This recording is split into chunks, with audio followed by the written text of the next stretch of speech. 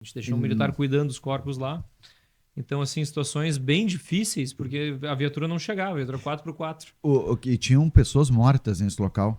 Sim, E sim. aí ficou um militar cuidando. Ficou o militar cuidando dos corpos, porque não tinha como transportá-los. Tá, mas ele dormiu aonde? Comeu o quê? Ah, ele é o relento. Olha, Joel, eu acho que a instituição, a gente tem que olhar para dentro e melhorar, né? Mas se estudou até uma convocação do pessoal da reserva. E todos os bombeiros militares do Rio Grande do Sul estavam em quartel, todos, sem exceção. Hoje são quantos bombeiros militares no estado? No estado é em torno de 3 mil. 3 mil. 3 mil em torno. No Vale do Taquari são quantos? 107. Ajudam muito esses bombeiros, eles se sentiram acolhidos. E eu tenho certeza que se a gente chamasse de novo, eles voltariam.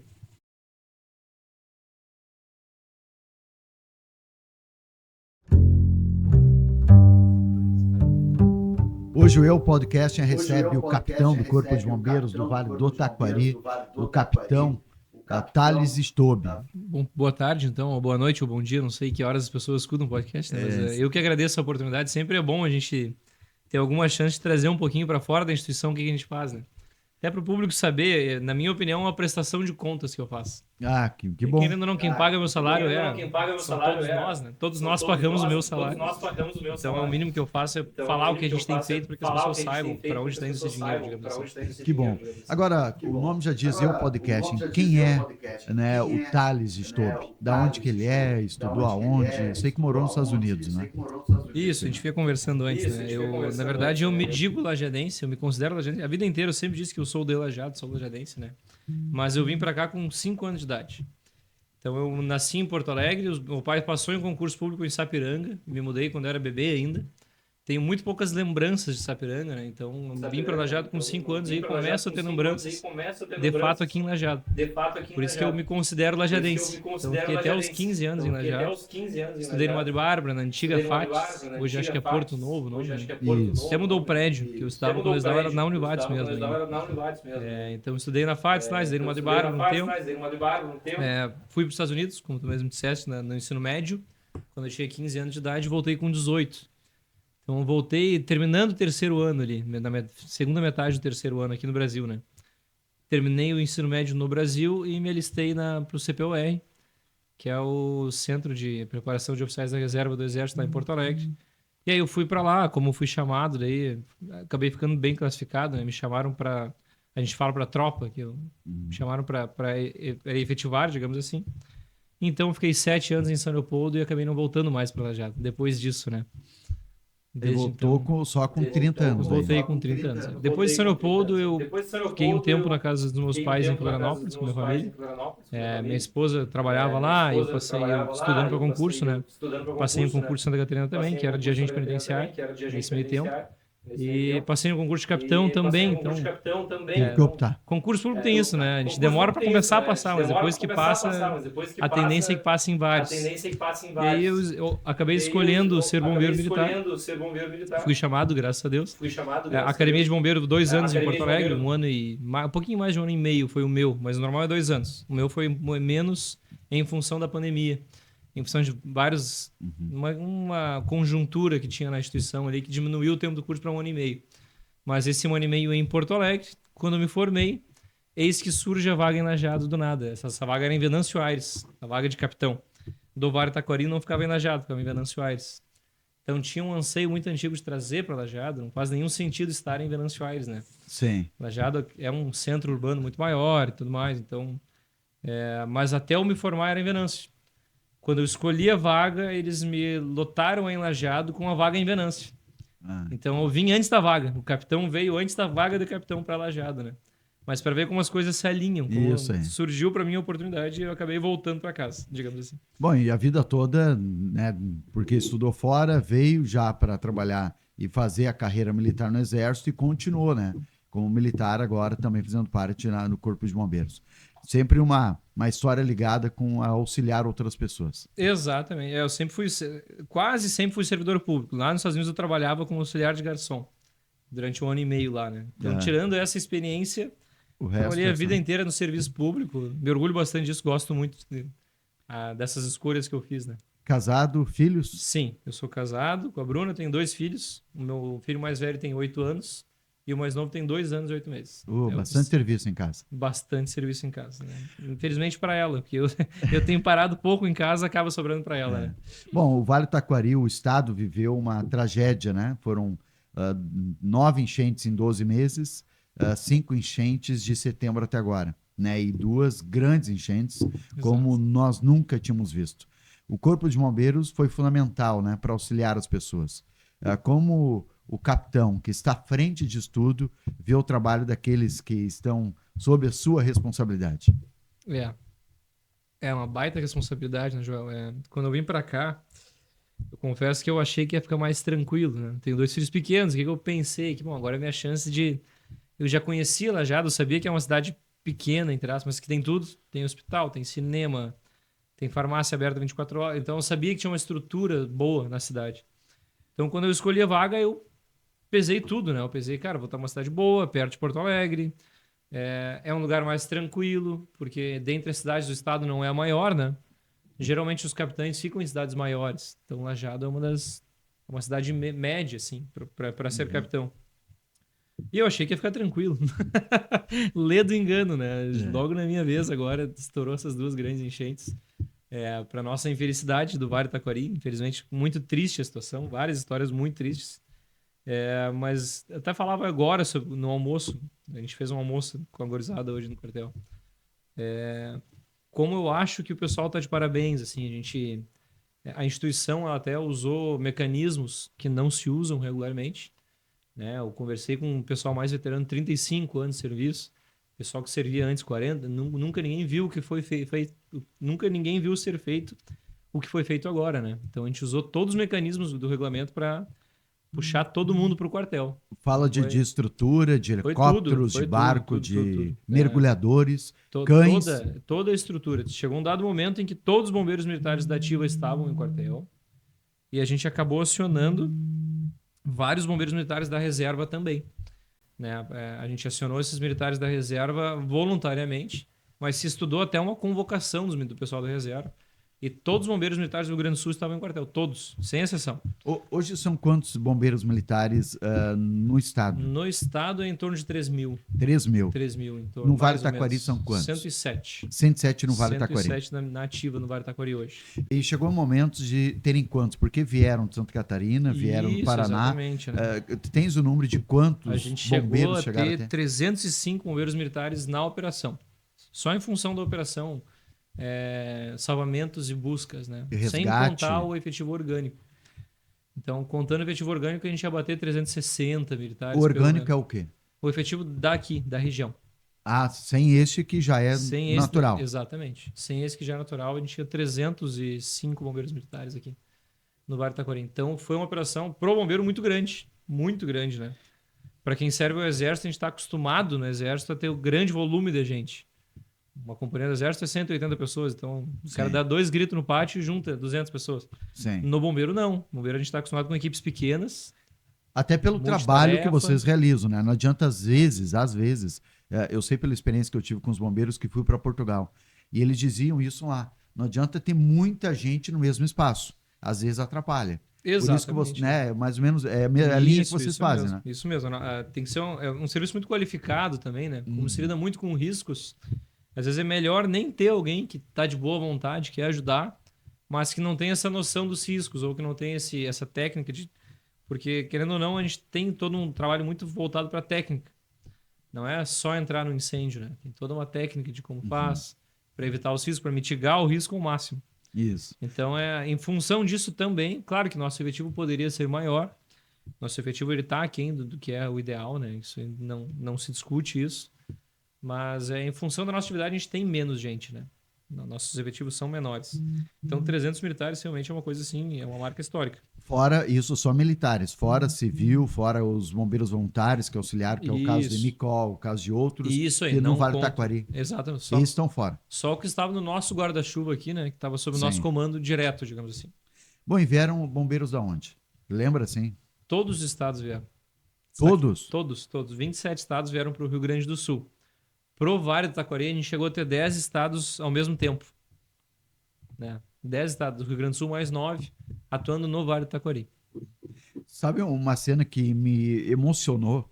Eu vou com muita frequência, quase todos os dias, na padaria Chu. E a gente, quando ia tomar o café de manhã cedo, haviam sempre vários bombeiros. E aí eu lembro que tinham duas mesas com bombeiros, uma das mesas tinha uns 10 bombeiros. E aí um dos clientes, em que o Eduardo, que é o dono, não sabe quem é, levantou e pegou 3, 4 fichas. Hoje vocês não pagam, quem paga sou eu. Daí os bombeiros agradeceram e tal. Não, não precisa não, eu faço questão. Foi lá e pagou o café deles. Aí um outro cidadão levantou, pegou mais fichas de alguns bombeiros e o terceiro levantou de outra mesa, de maneira aleatória, e pegou e pagou. Então, isso... Aí eu perguntei para o Eduardo, que é o dono, Eduardo, tem acontecido isso com frequência? Todos os dias, Joel. Os bombeiros vêm aqui tomar café e as pessoas não deixam eles pagar a conta. Como o Stobi se sente ouvindo isso, Stobi? Que Cara, é até emocionante, assim, e no Tiricaça também, né? Esses bombeiros todos estavam ficando no Tiricaça, no Salão Nobre do Tiricaça. Eu liguei para a presidente do Tiricaça, a Marli, não é presidente, na verdade, é diretor, alguma diretoria. E eu perguntei para ela, olha, Marli, os ginásios foram todos embaixo d'água, né? Na grande maioria dos ginásios. E os que têm estrutura com banheiro, que sobraram e tal, já estão sendo usados. Não tem como alojar esse pessoal lá. E a doutrina do bombeiro é assim, quando você vai apoiar, você tem que ser autossuficiente, você não pode depender de apoio local, né? Então esse pessoal de Paraná, pessoal de Minas Gerais, Bahia, que chega, ele não pode depender de mim para hospedagem, para alimentação, porque ele não pode me dar mais serviço ainda. Eu, como eu sou gaúcho, como eu tô aqui na área deflagrada, eu já tô exaurido, né? Teoricamente. Sim. Mas eles chegaram numa situação, cara, não tem hotel, que o hotel tudo lotados, não tem ginásio, não tem escola, não tem nada. O vale tá todo detonado, né? Não tinha para onde correr. Então, já me adiantei e procurei um lugar para ficar e realmente não tinha. E daí eu liguei para a Marli do Tiricaça e falei, Marli, expliquei a situação, a gente está recebendo vários bombeiros, não tem de botar esse pessoal. Eu preciso de um lugar com pelo menos 5, 6 chuveiros, né? Porque realmente muita gente, é um trabalho exaustivo demais, assim, na lama. Bom, o senhor foi para Mussum, o senhor viu, não sei se o senhor teve uma ideia de como é que tá em Roca lá. Sim, nós passamos de barco e terra. É na lama o dia inteiro, né? Lama, é calor, é frio, é tudo junto misturado. Então esse militar ele precisa voltar de noite, tomar um banho e descansar. E ter um lugar para dormir. Isso é o mínimo que eu preciso dar para ele para que ele consiga trabalhar, né? Então eu expliquei para ela, mas aqui é difícil, aqui o clube e tal, mas eu vou ver. E ela me ligou uns 5 minutos depois, toda feliz e emocionada também, que ia conseguir ajudar e conseguiu o Salão Nobre para nós. Então, o primeiro ponto foi o ideal. Ficaram no Salão Nobre, né? Ficamos no Salão Nobre. Cara, top demais, assim, a melhor estrutura possível para eles, né? Pela quantidade de chuveiro, pela quantidade de banheiro, pelo ambiente que é o Tiricaça, né? Então, top. Lugar para viatura, tudo mais. Só que não bastou isso. Teve umas senhoras lá, vou ficar devendo o nome, mas umas senhoras organizaram um café colonial para esses bombeiros de fora. Então é uma galera que nem conhecia café colonial, né? Estavam desesperados com frio. Teve um bombeiro que chegou que não tem casaco, não tem jaqueta. Sim, no estado deles não tem jaqueta na farda. Sim. Porque não faz frio, né? Então para que vai ter jaqueta? Então essa galera deu para ver que eles se emocionaram também com aquele ato, assim, de um café colonial. E olha, foi um café colonial no padrão do Padaria Chu ali. Não foi uma coisa fraca, foi um café colonial top. Então essa hospitalidade, assim, eles saem daqui apavorados com como a gente recebe bem eles, sabe? Como o povo gaúcho recebeu bem, porque eles, querendo ou não, as tropas que vêm para cá são tropas especializadas, né? Eles não pegam qualquer um para vir. Sim. Eu falei com alguns do Pernambuco, anos de experiência, já tinham feito muitas atividades, inclusive fora do Brasil, e que vieram, né, para cá, eles queriam vir para o Rio Grande do Sul. Exato, são tropas especializadas, eles treinam muito para isso, então quando tem uma ocorrência desse nível, eles querem vir, né? Todo mundo quer vir. Sim. Mas aí o Estado manda o que ele tem de melhor.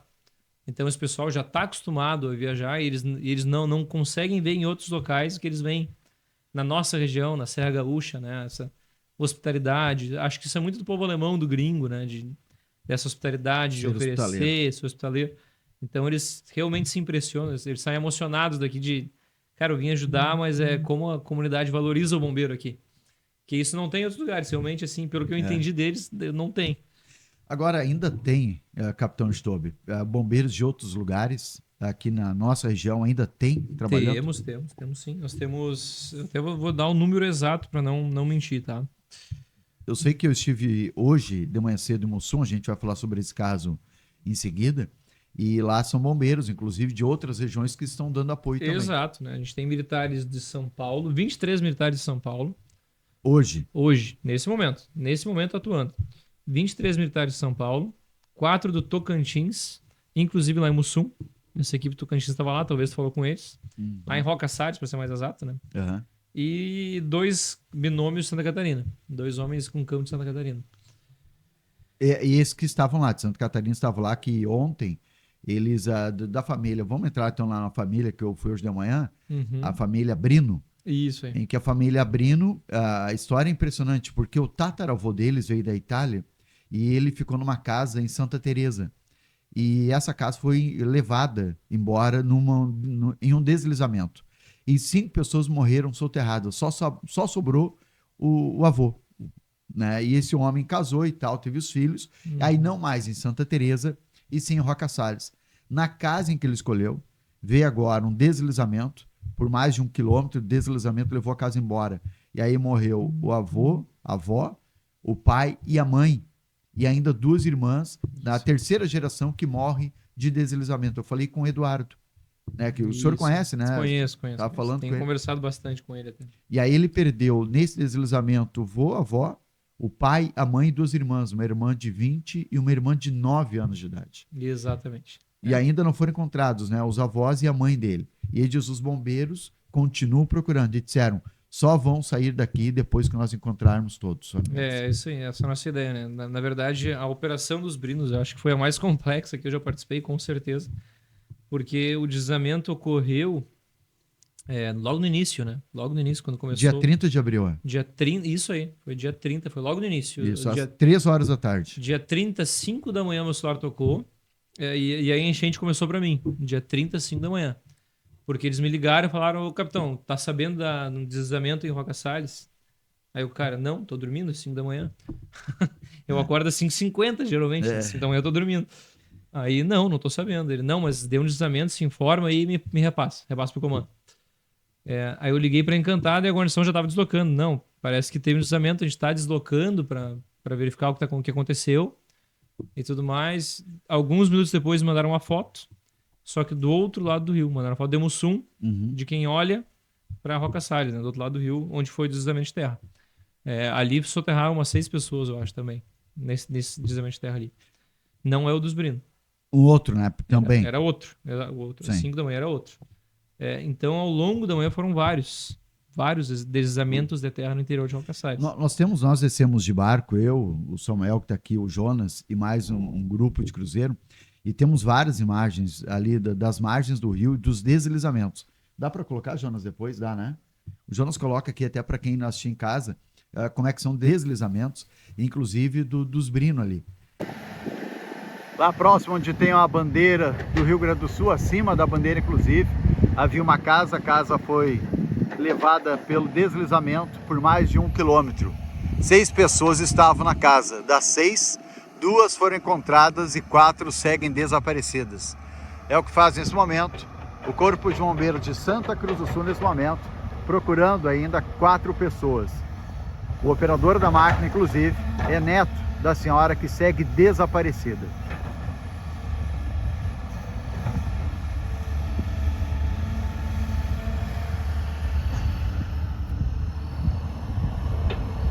E aí, dos Brino ficou sabendo só de tarde. Exato. Aí o que acontece, né? A gente teve isso e a região ficou incomunicável. É uma característica local lá que as antenas eu acho que é por uma questão de uma região muito montanhosa. Você entende melhor que eu, com certeza. Não, é muito. Mas o sinal de rádio, quando uma antena cai todo o sinal da região, não tem contato, né? E esse caso dos Brino ficou sem comunicação por muito tempo. A gente demorou para ficar sabendo desse caso, né? E quando a gente soube desse caso, todas as vias estavam isoladas. Esses deslizamentos de terra, todos que aconteceram, eles aconteceram na estrada que vai para lá. Então, por terra já não se chegava mais. A chuva era muito forte. Não sei se tu lembra do dia 30 até o dia 3, mais ou menos, choveu muito forte. Muito forte. Então, os helicópteros não voavam. Pelo rio não dava para subir. Inviável subir, porque a correnteza estava muito forte. Era muito movimento, muito galho. Assim, era uma operação impossível de ser feita pelo rio. Rapaz. E nós tínhamos muitos salvamentos para realizar. Nosso telefone não parava, né? A parte baixa aqui, o pessoal querendo ser salvo. Então a gente tinha uma pressão em cima do salvamento muito grande. Aí uma prioridade de comando, uma decisão que a gente tem que tomar nessa hora. A decisão foi: Infelizmente, os mortos já estão enterrados, né? Vamos salvar quem a gente consegue, depois a gente enterra os mortos. Depois a gente Voltamos busca pelos depois. mortos. Então, nisso aí, até é ruim de falar, mas acho que ficou uns 5, 6 dias sem ninguém ir lá, Mas não tinha né? como, né? Sem ninguém, exato. Foi uns 5, 6 dias sem ninguém ir lá. Por essa impossibilidade até operacional daí. Não tinha helicóptero que ia. Eu não conseguia ir por água, não conseguia ir por terra. Eu tinha muito salvamento para realizar. E ali pelo dia 2 ou 3, quando começou a acalmar, a gente já tinha um plano de como ir para lá, né? A gente já tinha deslocado uma equipe por terra, 8 horas de caminhada. 8 horas. 8 horas de caminhada para chegar lá a equipe. Mas chegaram aí. E chegaram lá. Essa primeira equipe, o que ela foi fazer? Foi verificar se tinha alguém vivo. E não tinha, a gente achou uma perna, né? Bah. Nesse deslocamento a gente achou uma perna, então eles já fizeram um reconhecimento em toda a área, viram que não tinha ninguém vivo, ou seja, salvo, né? Apenas resgate de corpos mesmo. E retornaram a pé. Então foram quase 16 horas de caminhada, né? Porque eles tiveram que cruzar a montanha. Foram e As voltaram no estradas mesmo estavam dia. todas obstruídas, né? Então eles foram e voltaram. Exatamente, né? Uma equipe. Tinha vários resgates sendo feitos. Teve uma família também no interior de Makassar's. 6 pessoas também, se eu não me engano. Que a gente acabou resgatando a pé, porque não tinha como. O helicóptero acabou voando depois, 2 dias depois, né? A gente deixou um militar cuidando dos corpos lá. Então, assim, situações bem difíceis, porque a viatura não chegava, a viatura 4x4. E tinham pessoas mortas nesse local. Sim, sim. E aí ficou um militar cuidando. Ficou o militar cuidando dos corpos, porque não tinha como transportá-los. Tá, mas ele dormiu aonde? Comeu o quê? Ele é o relento. É que não adianta, quando a missão se impõe, né? Esse militar vai e fica lá. Aí a gente leva a ração operacional e se alimenta lá e fica lá. Tá brincando. Esse é o jogo da missão. Às vezes não é todo dia, mas quando se impõe a missão, a gente tem que cumprir, não tem jeito. Missão dada, missão cumprida, Não tem de outra fato, pessoa. é essa. Não tem como delegar isso pra alguém, né? Não tem como Não. pedir pra alguém ficar lá. Então o militar vai e fica. E ficou cuidando dos corpos. Ficou cuidando dos corpos, mas isso em outro ponto da Rocaçares. Sim, não Só para descobrindo. entender a complexidade do momento, que eram várias ocorrências, vários soterramentos, salvamentos acontecendo ao mesmo tempo. Então, quando a parte alta afoga a parte média do Vale, Lajeado, Cruzeiro. Sim. Depois vai para Taquari, Bom Retiro, Parte baixa. Triunfo. Né? Então, a gente tem etapas. Mariante também foi bem afetado. E os Brino, a gente foi para lá com um Black Hawk do Exército. A gente pegou toda uma estrutura. Black Hawk é o helicóptero. O helicóptero grande, aquele, o maior que tem, né? Eu voei num desse, sabia? Esse é enorme. Então tu viu que é um salão de festa quase. Eu e o Samuel vamos num desse. Olha aí, ó, tão Pensa... chique. Não, chique. Eu também já voei, é bem grande, né? É um tinha salão voado de num festa. Esquilo, depois num Apache, num Pantera, depois num Black Hawk. Mas é muito maior o é Black muito Hawk. maior. Então a gente precisava do Black Hawk, porque a gente deslocou para lá com barraca, Starlink, gerador, comida. Então a gente deslocou com todo o material necessário para a operação. E a gente está lá desde então. Se eu não me engano, dia 6 de maio. E aí se instalaram lá. Não saímos daqui enquanto não achar os corpos. Exatamente. E a gente está lá até hoje. Quantos dias? Agora fazem 2 meses? Eu nem fiz as contas. 2 meses. Em abril, né? 30 de abril. Vocês chegaram lá início de maio. Exato. Maio, junho, estamos verdade. em julho. A gente está 2 falando de meses. 2 meses lá. Claro que a equipe tem mudado, né? A gente tem revezado a equipe, mas a equipe está lá desde então. A gente não saiu mais de lá. Capitão, já que falou dessa situação, deixa eu. Quando nós paramos na expedição, por Aco a gente fez semana passada, retrasada, e nós paramos lá, o Jonas, o Samuel, estávamos juntos, e aí eu desci para falar com os bombeiros. E os bombeiros que estavam naquele momento eram de Santa Cruz. E aí também me atenderam super bem, né? Me identifiquei, claro, senão não pode ninguém chegar próximo, né? Eu cheguei por ser da imprensa. E aí ele explicou a situação e aí contou: olha, nós achamos já porcos mortos. Achamos muitos. Animais, né? Vacas, né? Um touro, chama aqui morto e tal. E aí, quando sinaliza, eles vão escavando com a retro. Quando vê algo, ou pelo cheiro, eles param. E aí examinam para ver se é infelizmente, pedaço de um corpo humano ou de um animal. E aí eles param e continuam até encontrar as pessoas, infelizmente. E aí eu olhei eu acho que era um sargento de Santa Cruz, e pergunto para ele: tá, mas e o emocional de vocês? Não, a gente não para pensar. Não dá. Se tu parar para pensar, Joel, tu fica chorando o tempo todo e tu não faz o que tem que fazer. Não tem como. Eu tava falando hoje, eu nem raciocinei em setembro ainda. Eu até hoje não parei para raciocinar setembro, tudo que aconteceu, e as ligações, o pessoal desesperado no telefone. E eu não acho que eu vou parar agora também, tá? Essa de Não abril... dá, né? É que não dá, exato. Então, o ser Pra humano quê, tem né? que... Pra que fazer isso? Eu não vou fazer isso. Pra ficar raciocinando e remoendo isso aí, né? Passou. Fizemos o que a gente podia fazer. Acredito que muito bem até. A gente pode falar mais sobre a operação. Mas olhando para trás hoje, eu vejo que de setembro para cá a gente evoluiu muito. Mas muito. E agora, graças a Deus, a gente está recebendo muito material, né? A gente tá recebendo um reforço legal de material. Eu acho que a gente vai sair mais forte que entrou nessa. Do Estado. Do Estado. Isso aí, do Estado. Até elogiei, o governador esteve aqui semana passada, lá no quartel, né, de vocês. Isso aí. Aí uma das perguntas que eu tive a oportunidade de fazer para o governador, eu disse que elogiei, porque desta vez, né, que era para vir uma enchente, eles mandaram os helicópteros antes. Sempre vinham depois, quando uma ou duas pessoas já tinham morrido. E aí chegava o helicóptero. Dessa vez não, veio os helicópteros, né, se posicionaram aguardando. Se vir enchente, estamos aqui. O que é um passo fundamental, né? Para quem quer salvar vidas, né? Exato. Eu acho que a prevenção ela é o primeiro passo, né? Não adianta. Tem aqueles ciclos de defesa civil e tudo mais. A prevenção sempre tem que vir primeiro. Eu não tenho como salvar um bairro inteiro, né? É isso que eu sempre digo. Vila Mariante, por exemplo. Vamos citar o exemplo de Vila Mariante. Vila Mariante, o rio sobe, isola Vila Mariante e o pessoal está isolado.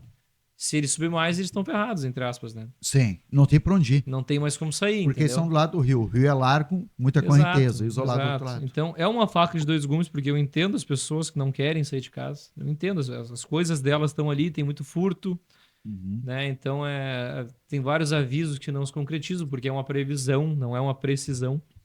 Né? A previsão do tempo é uma previsão. Sim. E pode acontecer. E o nosso vale, todo mundo aprendeu isso, eu acho. Eu mesmo aprendi isso de setembro para cá, que a gente tem muito azar com o vale, porque depende de onde a chuva para, o rio enche, depende de onde ela para, não enche. Né? Então imagina aquela mancha de nuvem ali, né? De Caxias, Aparados da Serra, Passo Fundo, esse é o pior que pode acontecer. Se ela subir um pouquinho para cima, já cai na bacia do Uruguai. Já não nos dá problema. Nós. Se ela for um pouquinho para o lado, bacia do Caí, do Rio dos Sinos, já não nos dá problema. Então, a gente tem que dar o azar dessa nuvem, dessa mancha de chuva parar no lugar exato para nos ferrar, né? E imagina um meteorologista fazendo uma previsão do tempo. Eu fico imaginando ele. Como é que ele vai prever a situação do rio Taquari? Porque se ele errar, entre aspas, 30 quilômetros da nuvem, sei lá, 100 quilômetros, não sei o nome da... Mas se ele errar, essa informação vai dar enchente no rio do lado, não vai ser no rio Taquari. Sim. Então, e nós ficamos em alerta daí. Aí a gente fica mas em eu fiquei em alerta e não precisou. Não, melhor Várias ficar. vezes a gente fica em alerta e a população se acostuma e não vou sair. Uma vez não precisou, não saí e tal, não deu nada, roubaram meus móveis, sei lá. Qual o problema? É que se o bairro inteiro fica em alerta, a água não sobe primeiro na casa do Joel e depois na casa do Thales. A água sobe ao mesmo tempo. Então vai chegar na mesma hora o Thales já pega o telefone. Bombeiro, preciso que me salve, eu tô morrendo.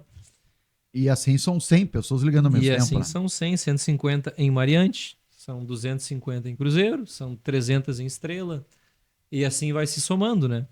E eu não tenho 300 barcos para Cruzeiro, 250 barcos para Estrela, 150 barcos para Mariante.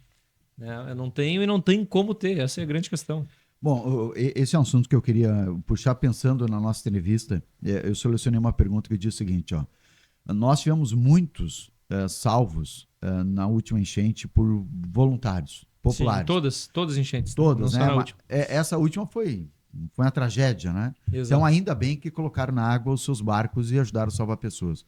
Mas, em momentos anteriores, já tivemos mortes de voluntários tentando salvar pessoas. Exato. Certo? Exato. Alguns perderam barco, inclusive Dessa se vez machucaram. quase tivemos, inclusive. Isso, exatamente. O que o bombeiro, o capitão responsável pelo Vale do Taquari pensa sobre isso? Assim, isso é uma posição minha, tá? Não é muito clara a posição institucional sobre isso. Mas, pelo que eu converso, a posição da instituição é essa. O voluntário ele é necessário e ele é muito positivo. É muito bom que haja, né, voluntário. Porque, como eu disse, eu não tenho como dar conta. É impossível. O bombeiro nunca vai dar conta de uma tragédia nesse sentido. O sistema colapsa, né? Então, alguns amigos já falaram, tá, mas no Japão... Cara, no Japão não dá conta também. Porque as tragédias... A Alemanha passou por uma enchente há menos de um mês. A Alemanha não dá conta. Então, se a Alemanha não dá conta, imagina nós aqui, né, no Brasil. Nós, um estado periférico do Brasil, um estado que está em crise fiscal há muito tempo. Então, a gente não vai dar conta de uma tragédia dessa. É por isso que jamais a gente vai dizer, não queremos voluntário. Não é isso. O que que eu defendo só? É que o voluntário fique numa região mais tranquila, numa área mais morna que a gente fala, né? Uhum. Sem corredeira. Sem tanta corredeira, uma área que não é tão perigosa assim, né? Por quê? Por mais habilidoso que o voluntário seja, e a gente tem barqueiros muito bons, tá? Então a gente tem até um grupo de voluntário em Lajeado. O pessoal se criou no Rio, barqueiros muito bons mesmo, melhor que a maioria dos meus militares. Alguns, né? Uhum. Alguns, então, se comparar. Mas esse pessoal, ele não tem técnica, não tem a doutrina, não adianta dizer que tem, porque não tem. E esse pessoal não tem o backup que a gente tem. O que é o backup? O backup é uma maneira que a gente atua, né? Sempre que eu mando um barco para algum lugar, eu tenho alguém em terra cuidando e eu tenho outro barco para resgatar o cara se der algum problema, né? A gente sempre trabalha com essa possibilidade. Geralmente eu mando 2 barcos para o lugar, justamente para um poder salvar o outro se for necessário, né? E a gente sempre tem um controle de onde esse cara tá. O que aconteceu em Cruzeiro do Sul? Idealmente. Em Cruzeiro do Sul, em Bonfim, chegou o barco do Corpo de Bombeiros e acabou furando. Estourou um barco, né? E aí tinha um barco de populares. E aí eles ofereceram para os bombeiros e os bombeiros utilizaram o barco que tinha ali no momento para resgatar outras pessoas. Então foi bom que tinha barco na água. Exato, né? exato. É muito positivo que eles trabalhem. Só que o que eu defendo é que a área quente fique com o órgão oficial de resposta, né? Uma é que a gente tem treinamento para isso. A gente é pago para esse risco, né? A gente treina para esse risco. Preparados para isso. Preparados para isso. E a gente tem um sistema de proteção social para isso. Né? Então, se eu morro em serviço, a minha mulher vai receber um soldo de major. Até os meus filhos terminaram a faculdade ali, 25 anos, se não me engano, 26 anos.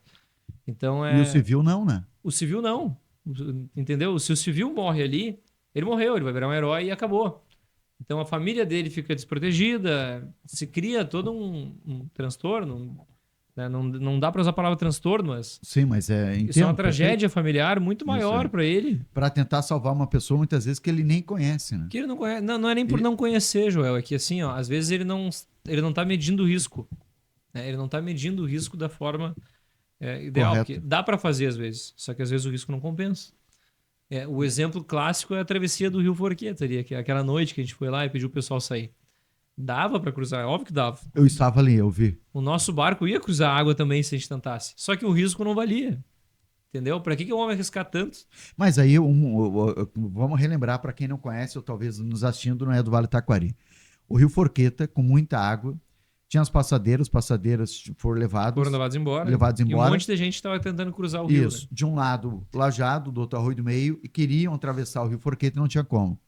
O Corpo de Bombeiros de Lajeado, de Pernambuco, chegou ali com 3, 4 barcos também.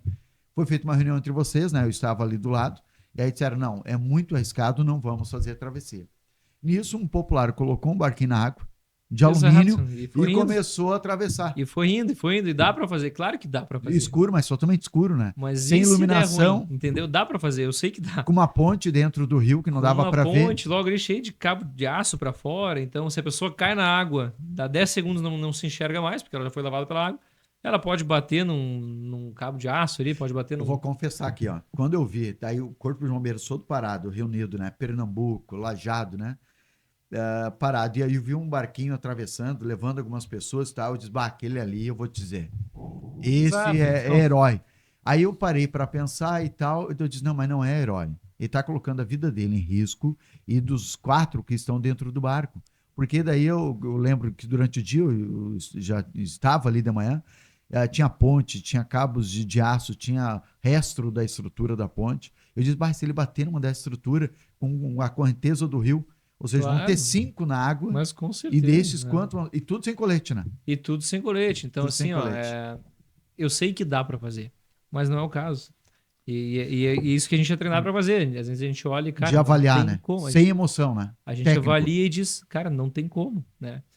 90% das vezes o militar até vai muito além do que ele deveria. Porque a gente treina para chegar em um limite, a água tá a mais de 7 metros por segundo, não vou ir.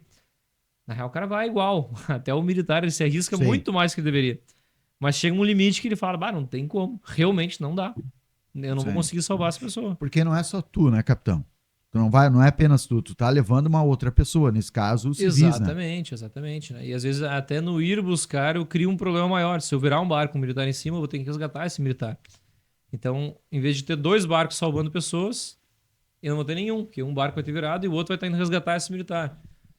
Então, eu perco muito recurso com uma situação perigosa dessa. Por isso que a gente tenta evitar ao máximo. Certo. Os militares acabam virando barco também. Sim. Também acontece, porque a gente Furam. exige ao máximo. Arroio do Meio também teve barco furado. Fura o barco. Tudo anda isso acontece. aonde É tu da não guerra, tá. né? É do jogo. Mas a gente evita ao máximo, né? E é isso que eu defendo dos voluntários. É bom que haja esses grupos de apoio voluntário. A gente, inclusive, tem treinado eles para agir nesses casos. Treinamento de primeiros socorros de afogado, treinamento de maniobrabilidade de embarcação. A gente tem feito esses treinamentos para habilitar eles, deixar eles mais técnicos, digamos assim. Né? Mas tu trabalha naquela área, essa aqui de conflito. Mas né, é isso deixa que eu comigo. defendo, pelo menos, sabe? Não Perfeito. seja o herói. Até porque a gente não é herói. Né? A gente age com EPI, a gente age com técnica, a gente é pago para isso. Né? Então a gente não é Marvel. Ah, mas olha, a imagem dos bombeiros cresceu muito. Eu diria que são heróis. Graças a Deus, eu falei isso pro efetivo hoje, assim, a resposta do efetivo me surpreendeu muito, positivamente, né? A gente teve 16 militares que perderam tudo, né, gente? E eu só fui descobrir depois, dias depois, quando eu fui fazer, a gente preencheu um relatório, eles mesmos, na verdade, o relatório era um formulário do Google, aqueles que ele mesmo preenche, né? Eu só fui ver o relatório 20, 30 dias depois da enchente, para verificar quem tinha sido atingido e tentar conseguir algum recurso para eles e tudo mais, né? Ali que eu descobri que eles tinham perdido, porque eles estavam comigo o tempo todo. Então, Trabalhando. Eles nem comentaram da casa deles que estava totalmente embaixo da água. Então é um sentimento de pertencimento muito grande. Né? Que, deu ruim, eu não vou conseguir ficar em casa. E aí vai, acabou, até perguntei da família, e a família ficava na sogra, ficava na irmã, e a família meio que se virava, assim, né? Eles estavam ali. E ele salvando outras pessoas. O tempo todo. Então foi bem legal de ver essa resposta da tropa. Acho que isso, eu falei pra eles, pra mim é isso aí, cara. Ser bombeiro é isso aí mesmo. Né? Essa ideia de ser bombeiro militar é isso aí, é um sacerdócio, não adianta. Não dá pra ser bombeiro militar e ter outro emprego, assim, normal. Porque nessa hora o cara vai, não adianta. Incêndio é a mesma coisa. Aquele incêndio da Frigenbau ali que deu na borracharia, todo o efetivo veio. Todo. Inclusive quem mora em Santa Cruz do Sul. Eles ficavam sabendo e vinham por conta. Eu não chamei ninguém. Porque foi um grande incêndio. Porque foi um grande incêndio durante o dia. Então aquela nuvem de fumaça se via de longe. Mas é isso. Quando o cara vê que tá conflagrada a situação, eles vão precisar de mim, o cara vai. E não volta para casa. A gente ficou 12 dias sem liberar ninguém, eu acho. 10, 11 dias. Eu falei com um bombeiro do Pernambuco e me chamou a atenção porque ele estava já longe de casa, numa operação no estado, e veio aqui para o Rio Grande do Sul. Estava 21 dias sem ver a família. E aí ele começou a falar comigo, se emocionou. E aí eu me emocionei junto. Né? Mas é impressionante ver a dedicação, né? É de tocar, né? É bem emocionante mesmo o serviço, especialmente quando entre grandes tragédias assim, que infelizmente eu acabei vendo duas já, né, em período de nós todos vimos duas em um período de 8 meses. Setembro e agora, né? Setembro e agora são duas grandes tragédias terríveis ali. Setembro são 57 mortos, se não me engano, né? Contando os desaparecidos. E agora total. A gente vai passar de 80, né? A gente tem 21... no estado daí, né? Não, no Vale do Taquari. Só no Vale? Só no Vale do Taquari. A gente tem 21 desaparecidos nesse momento, né? Muita coisa. Então, Agora, Capitão Tales, o que fica de ensinamento para nós, né, em especial para os bombeiros, depois dessas situações todas que nós vivemos aí, especialmente vocês? Olha, Joel, eu acho que a instituição, a gente tem que olhar para dentro e melhorar. Né? A gente tem que começar a valorizar mais a resposta também, mas dar uma ênfase maior na prevenção.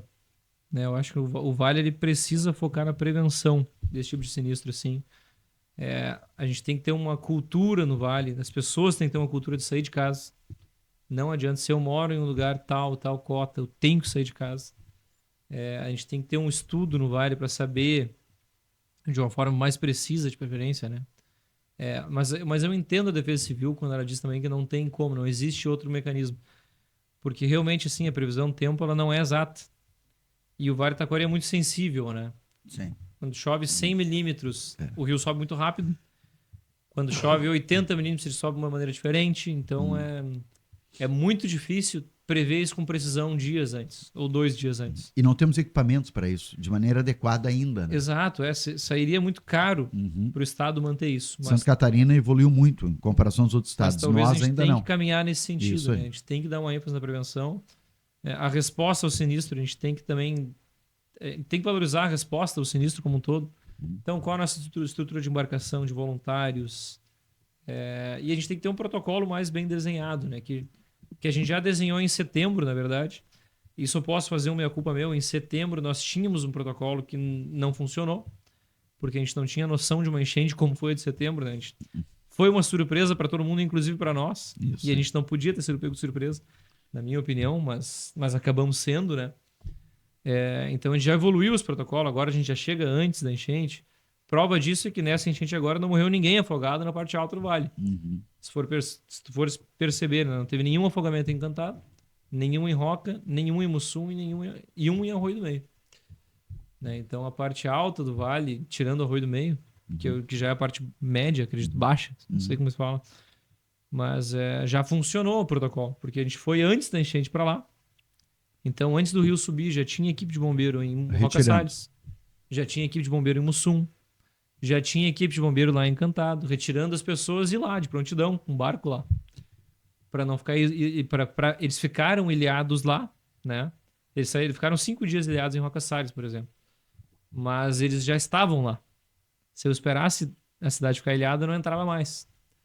Então, agora a gente já criou esse protocolo de estar lá antes, né? Antes do rio encher.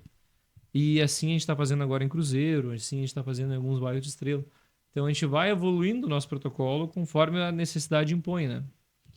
Eu tenho, antes de encerrar, uma última pergunta, na verdade, uma possibilidade para o capitão Thales.